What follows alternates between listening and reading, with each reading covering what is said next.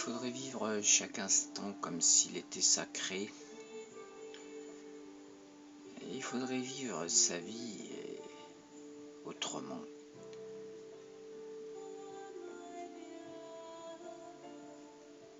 Parce que un jour arrivera où l'instant d'avant, nous étions là, et l'instant d'après, nous n'y serons plus.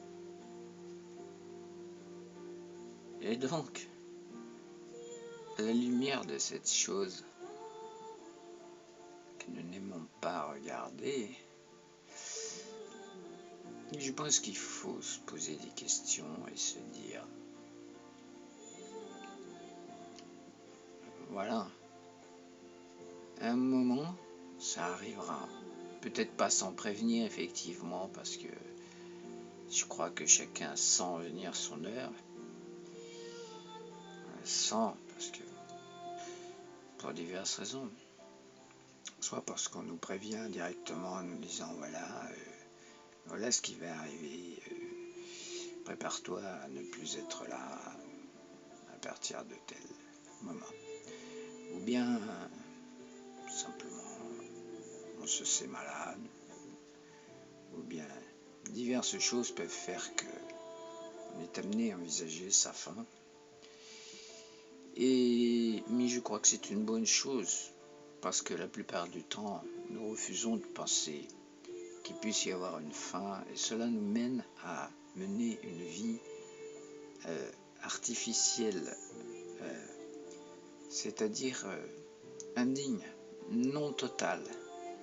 Une vie dévouée à des choses qui ne valent peut-être pas la peine d'être cultivées, parce qu'on les cultive dans une sorte d'aveuglement, dans une sorte de conscience restreinte, conscience qui est limitée à la sphère matérielle et à ce qu'on peut en attendre, alors que la vie est bien plus vaste que ça. Donc, effectivement, si l'on arrive à concevoir que l'on est davantage que cela, c'est-à-dire arriver à, comment pourrait-on dire, étendre son être jusqu'aux confins de l'univers, c'est-à-dire également sortir de cette temporalité qui nous conditionne, qui nous met des œillères, qui nous empêche même de concevoir une vie plus riche, plus vaste, plus satisfaisante. Si l'on arrive à étendre son être, du moins sa conscience, au fait cosmique entier, au cosmos entier, au fait cosmique entier. Le fait cosmique entier n'est pas circonscrit par la matérialité, ni par le temps. Le fait cosmique entier est infini.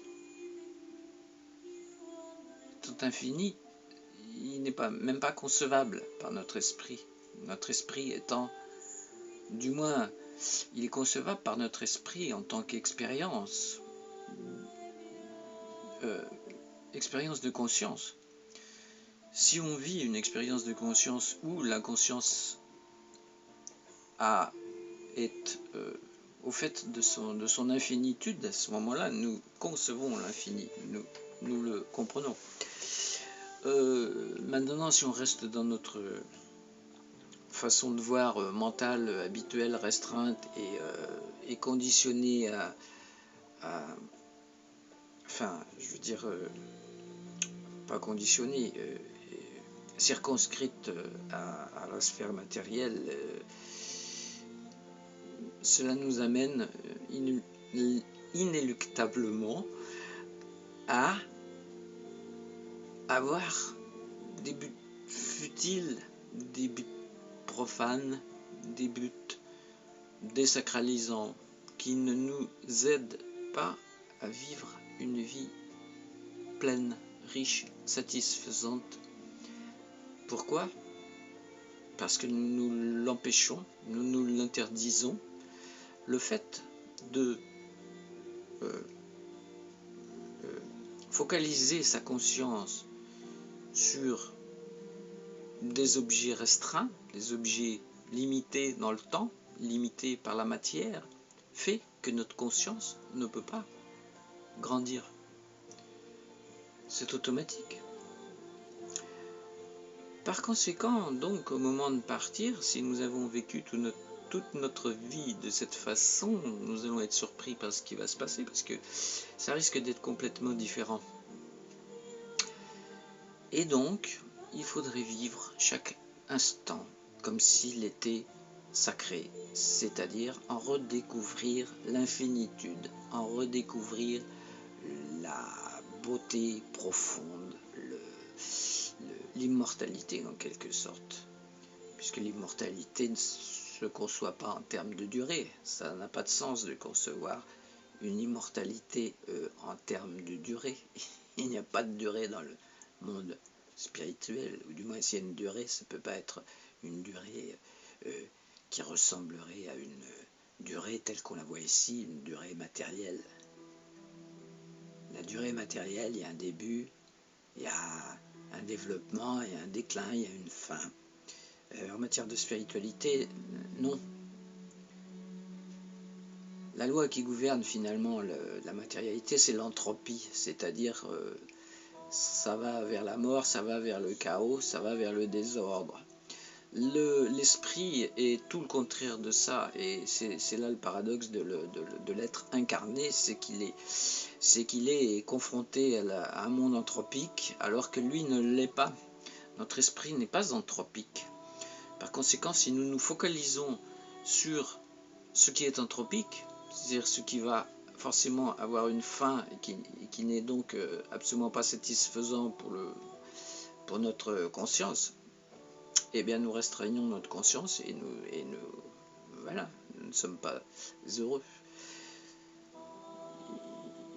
Donc notre esprit n'est pas anthropique, il est fait pour se développer et pour être, il est vivant. Le monde matériel n'est pas vivant, le monde matériel se referme sur lui-même constamment, l'esprit s'ouvre constamment, l'esprit se déploie constamment, l'esprit est constamment nouveau.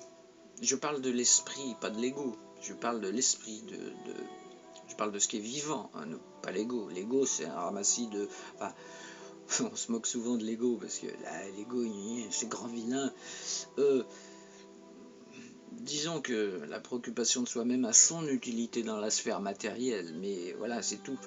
Sa seule utilité est là. Et donc, j'ai perdu le fil là. Pourquoi je disais ça? Parce que puis il n'y a personne. Il n'y a personne pour me dire mais t'en étais là. Donc notre esprit s'ouvre sans arrêt, je disais, notre esprit débute sans arrêt parce que notre esprit est la vie, est en liaison avec la vie.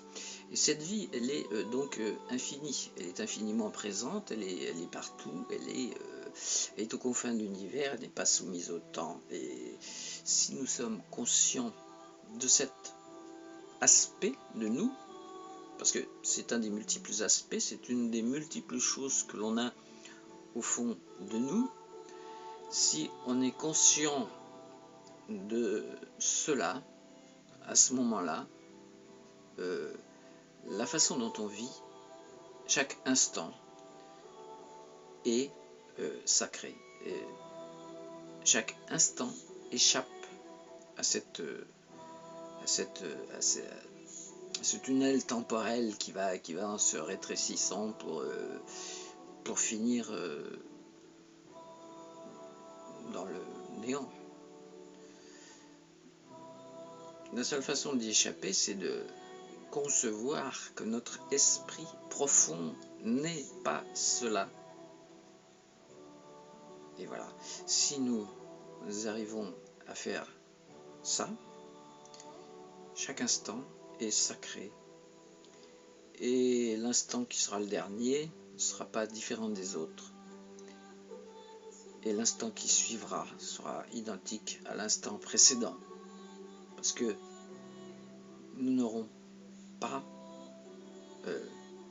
cultivé de notre vivant uniquement l'aspect matériel de notre conscience.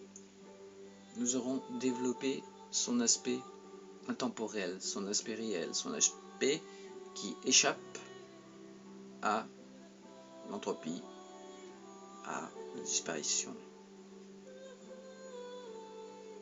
Et donc, si nous vivons chaque instant de façon comme étant sacré,